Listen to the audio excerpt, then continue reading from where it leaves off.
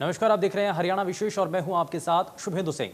Pegasus मुद्दे पर चर्चा को लेकर संसद में जहां गतिरोध लगातार जारी है, वहीं लोकसभा के लिए भी अहम दिन रहा क्योंकि ओबीसी से जुड़े विधेयक पर चर्चा हुई।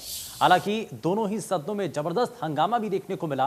कांग्रेस और अन्य विपक्षी दलों ने संसद भवन परिसर में कृषि कानूनों को लेकर विरोध प्रदर्शन किया और विपक्षी नेताओं का कहना है कि सरकार किसानों के मुद्दे पर जवाब देने को तैयार नहीं, जबकि देश का किसान इस वक्त अपने हक की लड़ाई के लिए दिल्ली के बॉर्डर पर बैठा है।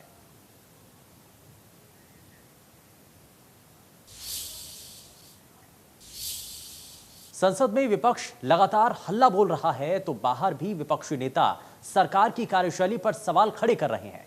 कांग्रेस से राज्यसभा सांसद दीपेंद्र हुड्डा का कहना है कि मॉनसून सत्र को 3 हफ्ते हो चुके हैं, लेकिन सरकार किसान आंदोलन पर बातचीत करने के लिए तैयार नहीं है। राज्यसभा में अभूतपूर्व दृश्य सामने आया। जिस तरह से हंगामा हुआ, विपक्ष जो है, साफ तौर पर विपक्ष का क्या कहना है। हमारे साथ कांग्रेस के वरिष्ठ नेता दीपेंद्र हुड्डा हैं। दीपेंद्र, साफ तौर पर जिस तरह से आज अभूतपूर्व दृश्य देखने को मिला, जिस तरह से विरोध प्रदर्शन हुआ, उसको लेकर क्या कहेंगे? मैं मानता हूं कि बड़ा दुर्भाग्यपूर्ण है कि ये पूरा सत्र है, 3 हफ्ते हो गए इस सत्र में। सरकार ने हमारे किसान की मांग, किसान आंदोलन, जो तीन कानून की इनकी वापसी के लिए किसान लड़ रहा है, एमएसपी, उन विषयों पे चर्चा करने के लिए सारे हमारे नोटिसों को खारिज करने का काम किया। सरकार की कान तक किसान की आवाज़ या हमारे नोटिस नहीं पहुंचा, जब मात्र कुछ फीट दूर हम यहाँ बैठे हैं। आज 3 हफ्ते बाद जब सत्र में 2-3 दिन बचे हैं, तो जले पे नमक छिड़कने के तर्ज पे, किसानों के जले पे नमक और किसान के घाव को कुरेदने की नीयत से सरकार ने किसान पे एक ऐसी चर्चा, शॉर्ट ड्यूरेशन नोटिस, इन कानूनों के बारे में नहीं, किसान की समस्याएं, उनके समाधान जो सरकार कर रही है, उनके उन विषयों के बारे में गुणगान करने के लिए चर्चा सरकार जब लेके आई। अब जले पे नमक आप छिड़कोगे और किस नीयत से लेके आए? किसान के आड़ में विपक्ष में विभाजन हो, क्योंकि कुछ लोग पेगासस पे चर्चा चाह रहे थे, कुछ लोग एकदम से विपक्ष से बात करके नहीं लेके आई। तो इस बात को लेकर जो सरकार ये लेके आई, मैं समझता हूँ पूरे समूचे विपक्ष ने सरकार की इस नीयत को नकारने का काम किया। सरकार से कहा कि आप सार्थक चर्चा कराइए, जिस चर्चा कोई अर्थ नहीं है। तो वही बात है जो कृषि मंत्री कहते हैं। कृषि मंत्री कह रहे हैं कि किसान हमसे आगे बात करें मगर उनकी हम बात नहीं मानेंगे।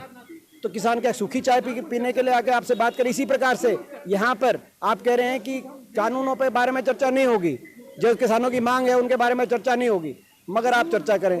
तो इस प्रकार की चर्चा जिसका कोई अर्थ नहीं है, बेअर्थ चर्चा है, ऐसी चर्चा जो है विपक्ष ने नकारी और सरकार से कहा कि आप इसको वापस लें, किसान का मजाक ना उड़ाएं, किसान के घाव पे को कुरेदने का दोबारा काम ना करें। अच्छा, कुछ सांसद जो हैं टेबल पर चढ़ गए, रूल बुक को फेंका गया। ये मैंने जैसे कहा, सरकार का कहना है कि जो विपक्षी जो सत्ता पक्ष के लोग हैं उनका विपक्ष के सांसदों में बड़ा भारी रोष, बड़ा भारी गुस्सा। 500 किसानों ने जान कुर्बान कर दी अपनी, मगर अभी तक कोई नाम लेवा नहीं संसद के अंदर सरकार की तरफ से उनके प्रति कोई संवेदना। ऐसी घटना हुई क्या? मैंने जैसे कहा, विपक्ष में बड़ा भारी रोष, बड़ा भारी गुस्सा, और उस रोष और गुस्से में मैं समझता हूं कि जो है बड़े दुर्भाग्यपूर्ण दृश्य बने। पूरी तरह जिम्मेदार सरकार है। धन्यवाद। Rakesh Kumar Singh, India news, Delhi. एक तरफ विपक्ष किसान आंदोलन का मुद्दा उठा रहा है तो दूसरी तरफ बीजेपी प्रदेश भर में तिरंगा यात्रा निकाल रही है। ये यात्रा शहीदों के सम्मान में निकाली जा रही है। कैथल के उपमंडल कलायत में भारतीय जनता पार्टी ने तिरंगा यात्रा निकाली, जिसमें बीजेपी प्रदेश अध्यक्ष ओपी धनखड़ ने मुख्य अतिथि के रूप में शिरकत की। इस तिरंगा यात्रा में राज्य मंत्री कमलेश ठांडा भी शामिल हुई। रेवाड़ी में भी तिरंगा यात्रा निकाली गई। यात्रा राव तुलाराम पार्क से शुरू होकर के मुख्य बाजारों से होती हुई रेजांगला स्मारक पर पहुंच करके खत्म हुई। इसके अलावा पिहोवा में हरियाणा के खेल और युवा मामलों के मंत्री सरदार संदीप सिंह के नेतृत्व में पिहोवा विधानसभा की तिरंगा यात्रा निकाली गई। अपने जाबाज योद्धाओं के सम्मान में हजारों की तादाद में लोगों ने हाजिरी लगाई और यात्रा पैदल मार्च के रूप में सिंचाई विभाग के विश्राम गृह से शुरू होकर मेन चौक और बाजार होते हुए पहुंची।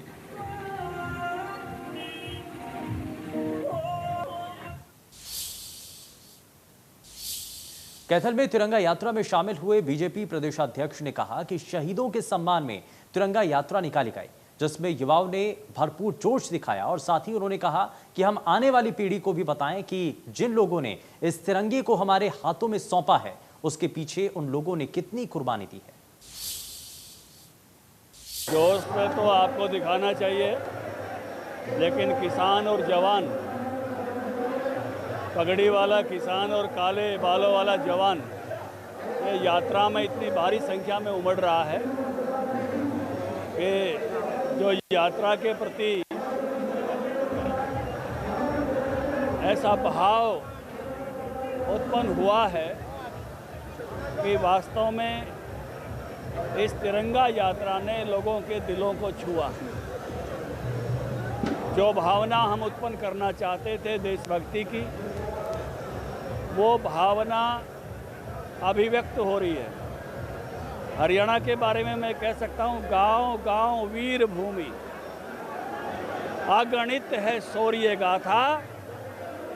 और इस स्वतंत्रता दिवस के मौके पर पूरा हरियाणा शहीदों को शीश नवाता।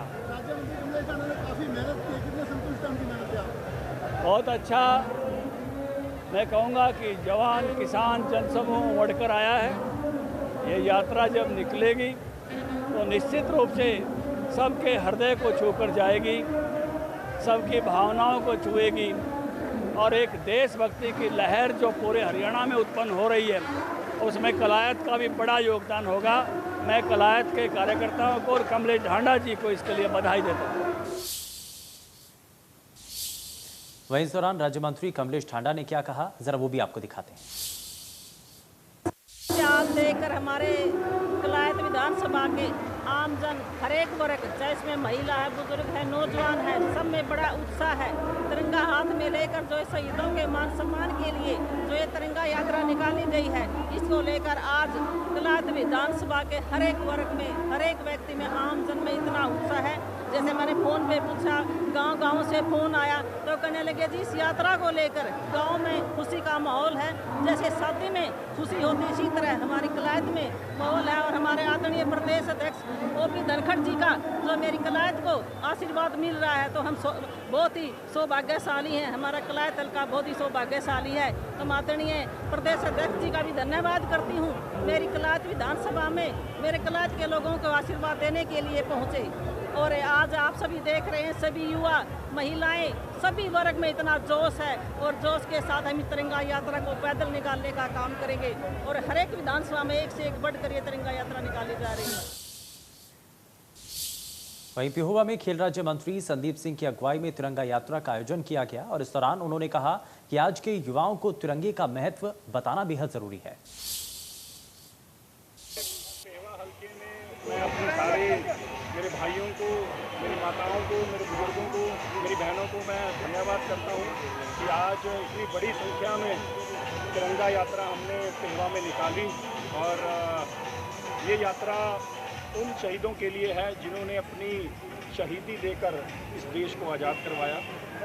हर जिंदगी में कभी दुख होता है, कभी खुशी होती है, कभी गम होता है। तो जो शहीदों ने शहादत दी है उसको ये यात्रा हम प्रदेश भर में बिजली कर्मचारी यूनियन ने सड़कों पर उतर करके विरोध प्रदर्शन किया और बिजली कर्मचारी बिजली बिल 2021 का विरोध कर रहे हैं। दरअसल कर्मचारियों का आरोप है कि बिजली विभाग लगातार निजीकरण कर रहा है। बिजली कर्मचारियों ने सरकार को बड़े आंदोलन की चेतावनी दी। बिजली कर्मचारियों के प्रदर्शन की ये आप कुछ तस्वीरें देख रहे हैं। ये 3 तस्वीरें आप देख रहे हैं चरखी दादरी, झज्जर और फरीदाबाद से।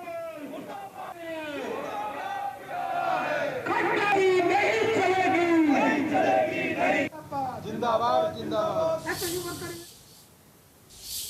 हरियाणा कांस्टेबल भर्ती परीक्षा लीक और उसके बाद रद्द होने का मामला लगातार तूल पकड़ता जा रहा है। परीक्षा रद्द होने से नाराज स्टूडेंट्स सड़कों पर उतरे। उन्होंने पेपर लीक होने के मामले में आरोपियों पर सख्त कार्रवाई की मांग की है। छात्रों के प्रदर्शन की ये 3 तस्वीरें आप दिख रहे हैं।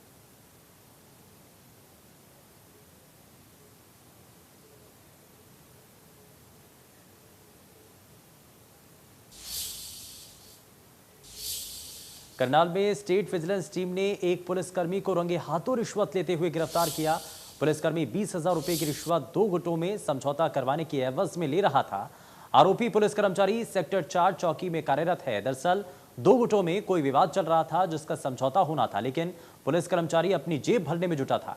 समझौते के नाम पर एक गुट से पैसों की डिमांड की गई और 20,000 रुपए में बात तय हुई और उसके बाद शिकायतकर्ता ने इस बात की जानकारी विजिलेंस टीम को दी और विजिलेंस की टीम अलर्ट हुई और जब आरोपी पुलिसकर्मी ने 20,000 रुपए लिए तो स्टेट विजिलेंस की टीम ने गिरफ्तार किया।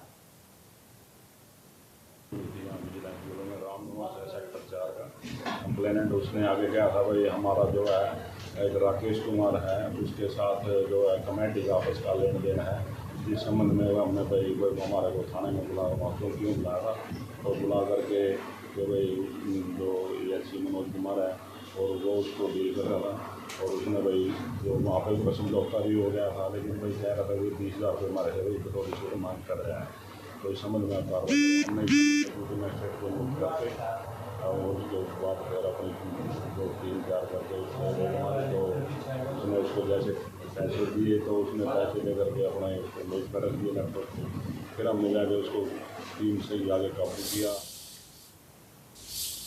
भले ही कोरोना के आंकड़ों में सुधार हुआ हो और अब मामले कम हुए हों, लेकिन अभी भी कोविड-19 का खतरा खत्म नहीं हुआ और ऐसे में लोगों की लापरवाही को देखते हुए साइबर सिटी गुरुग्राम की प्रशासन द्वारा लोगों को जागरूक करने के लिए नो मास्क नो सर्विस की मुहिम की सख्ताई से पालन करने के आदेश दिए गए हैं।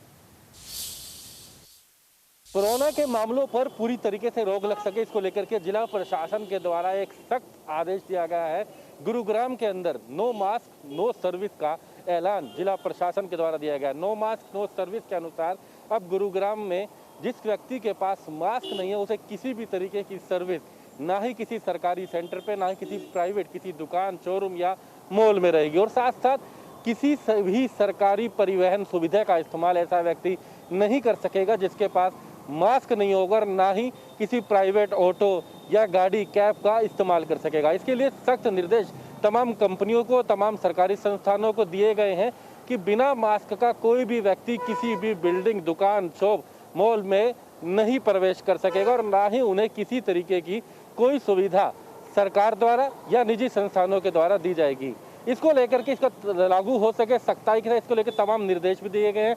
आपको दिखाना चाहेंगे कि गुड़गांव में जगह जगह, अब आपको दिखाना चाहेंगे इसके लिए निर्देश जो दिए गए हैं, पुलिस के द्वारा भी जगह जगह चेकिंग की जा रही है, लोगों की जांच की जा रही है। कोई यदि बिना मास्क के नजर आता है तो उनकी खिलाफ कार्रवाई की जा सके, नो मास्क नो सर्विस का रूल लागू हो सके, इसको लेकर कड़े निर्देश जिला प्रशासन के द्वारा दिए गए हैं। ये निर्देश साफ स्पष्ट तौर से है कि यदि कोई दुकानदार के पास भी कोई उसका ग्राहक अगर बिना मास्क के आता है तो उस दुकानदार का भी चालान होगा। हालांकि कुछ जगहों पे अभी भी बिना मास्क के आपको लोग नज़र आएंगे, अभी भी कई ऐसी जगहें हैं जहां पर लोग बिना मास्क के नज़र आते हैं, लेकिन ऐसे लोगों के चालान करने के लिए बाकायदा सख्त निर्देश जिला प्रशासन के लिए द्वारा दिए गए हैं। क्योंकि गुरुग्राम के अंदर बात करें तो बड़ी संख्या में गुरुग्राम के अंदर जो है कोरोना के मामले सामने आए थे, लेकिन बावजूद इसके अब हालांकि इन आंकड़ों में काफ़ी कमी आई है, सुधार हुआ है, लेकिन ख़त्म नहीं हुए हैं। सख्ताई से इसकी पालना हो, लोग इसके लिए जागरूक रहें।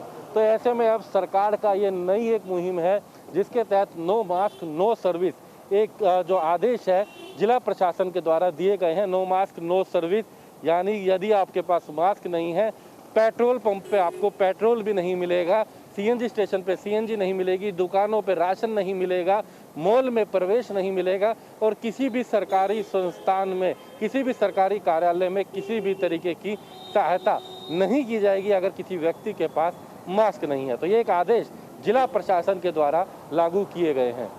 गुरुग्राम से कैमरामैन गीतम के साथ दीपक शर्मा, इंडिया न्यूज़। वहीं वैक्सीनेशन की इस मुहिम में साइबर सिटी गुरुग्राम पूरे देश में सबसे आगे बढ़ता नजर आ रहा है। साइबर सिटी गुरुग्राम की बात की जाए तो गुरुग्राम में लोगों की जागरूकता और स्वास्थ्य विभाग की मुहिम के कारण अब तक 19,65,000 से ज्यादा लोगों को वैक्सीन के टीके लगाए गए हैं।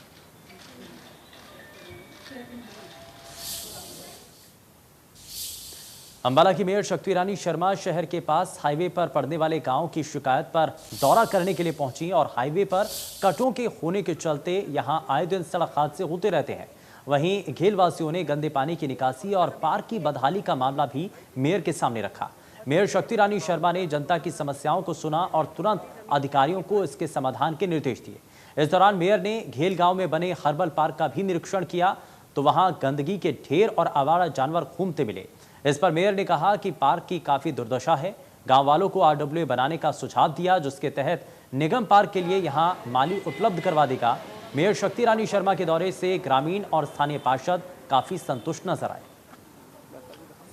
समस्या थी और लोगों ने बहुत एप्लीकेशंस मेरे पास आई थी और हमने उसके ऊपर संज्ञान लेके आज विज़िट भी किया है और अहदेदारों को भी बुलाया था और दिखाया है। और फैक्चुअली बहुत दिक्कत थी और ये हमारे मैनिफेस्टो में क्या, हमारी जब घेल में हम आए थे इलेक्शन के दौरान, तो ये लोगों की एक डिमांड थी कि भाई ये जो सड़क जा रही है, हाईवे जा रहा है, इसमें कोई कट नहीं है और बच्चे, स्कूल है साथ में, बच्चे क्रॉस करते हैं तो बहुत एक्सीडेंट्स होते हैं और गांव से भी जो लोग निकलते हैं तो स्पीड से गाड़ियां आ रही होती हैं तो बहुत ज़्यादा एक्सीडेंट्स होते हैं और लोगों की मौतें हुई हैं, यहाँ पर बहुत नुकसान हुआ है। तो इसको संज्ञान में लेकर बात करी है, अहदेदारों से भी मौके पे आए थे वो, और उन्होंने पूरा आश्वासन दिया है कि यहाँ पर ओवरब्रिज बनेगा ताकि हाईवे ऊपर से निकल सके। और सेम दिक्कत कालो माजरा में, लहारसा में भी थी, तो उसको भी दिखाया उनको और उन्होंने देखा है कि जेन्युइन दिक्कत है, इसमें ज़रूरत है। वहाँ पे भी बहुत सारे लोगों की मौतें हुई हैं, बहुत जान का नुकसान हुआ है। तो हमारे बच्चों की और लोगों की जान इतनी सस्ती नहीं है, उस पर हमने बहुत ज़ोर से उनको कहा है, जोर दे के कि भाई, और उन्हें आश्वासन दिया है, पॉजिटिविटी दिखाई है कि ये ज़रूर काम शुरू करेंगे और ये दिक्कत जल्द से जल्द दूर करेंगे। जी हाँ, वहाँ तालाब में जब बांध का पानी, गंगा का पानी ऊंचा हो जाता है तो वहाँ अंदर पानी आता था और वहाँ पे स्कूल लगता है, 2 बस्तियाँ लगती हैं, उनमें भी पानी आता है और लोगों को बहुत दिक्कत है, कह रहे 2-2 फुट पानी आ जाता है और बहुत समय लगता है उसकी निकासी में। तो वो भी मौका दिखाया उनको, जिसका उन्होंने कहा है कि वो दूसरे वाले तालाब में इसका पाइपलाइन डालेंगे और फिर उसको आउटलेट से बाहर निकालेंगे। और अगली खबर रेवाड़ी से है। आपकी टीवी स्क्रीन पर अब ये जो तस्वीरें हम दिखाने जा रहे हैं, दरअसल जिला रेवाड़ी के खंड जाटूसाना के राजकीय उच्च विद्यालय परिसर की हैं। जो तस्वीरें आप देख पा रहे हैं, जहां बरसात के पानी से भर जाने के कारण स्कूल कम और स्विमिंग पूल ज्यादा नजर आ रहा है। आखिर कैसे पढ़ेंगे और कैसे आगे बढ़ेंगे हमारे देश के नौनिहाल, ये बड़ा सवाल उठता है। कोस्ती से बीजेपी विधायक लक्ष्मण ने बदहाल स्कूल का अधिकारियों के साथ जायजा लिया। मौके पर जल्द से जल्द पानी निकासी के निर्देश दिए। स्कूल प्रबंधन की माने तो तेज बरसात के कारण स्कूल प्रिंसिपल ऑफिस के साथ साथ पूरे परिसर में पानी भर गया, जिसे संबंधित विभाग द्वारा पंप लगाकर निकालने का प्रयास किया गया। तो ये तस्वीरें आप देख रहे हैं, दरअसल स्कूल परिसर के भीतर पानी भर जाता है और बड़ा सवाल ऐसे में यही है कि आखिर बच्चे इस स्कूल तक कैसे पहुंचेंगे, पढ़ाई करने के लिए बच्चों को पहुंचाने की जो कार्यक्रम है कैसे पूरे हो पाएंगे। जम्मू कश्मीर के उरी में शहीद हुए सुरेंद्र का उनके पैतृक गांव खरकड़ी में सैनिक सम्मान के साथ अंतिम संस्कार किया गया। शहीद सुरेंद्र जम्मू कश्मीर के उरी सेक्टर में आर्मी में जाट रेजिमेंट 5 में तैनात थे। सुरेंद्र रविवार को शहीद हुए। शहीद जवान सुरेंद्र जुलाई 15 को 20 दिनों की छुट्टी पर अपने गांव आए थे। 5 अगस्त को वो घर से दिल्ली से फ्लाइट में ड्यूटी के लिए पहुंचे और 8 अगस्त को जम्मू कश्मीर के उरी सेक्टर में वो शहीद हुए। सुरेंद्र के पिता बलबीर किसान हैं और गांव में ही खेतीबाड़ी करते हैं। जवान सुरेंद्र काली रमना का पार्थिव शरीर मंगलवार को गांव में लाया गया। इसके बाद गांव के शमशान घाट में आर्मी के अधिकारी और प्रशासन के अधिकारी भी पहुंचे। गमगीन माहौल में शहीद सुरेंद्र काली रामना को आखिरी सलामी दी गई और सैनिक सम्मान के साथ शहीद सुरेंद्र का अंतिम संस्कार किया गया। 32-13-196 के सिपाही सुरेंद्र विलेज करकड़ी हिसार डिस्ट्रिक्ट का रहने वाला है।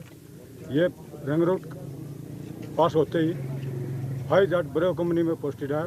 वहाँ से इसका अच्छा फिजिकल और मेंटली तौर पर तैयार होने के नाते इसको वापस अगले सैनिक को ट्रेनिंग देने के लिए वापस JRC सेंटर बरेली में भेजा गया।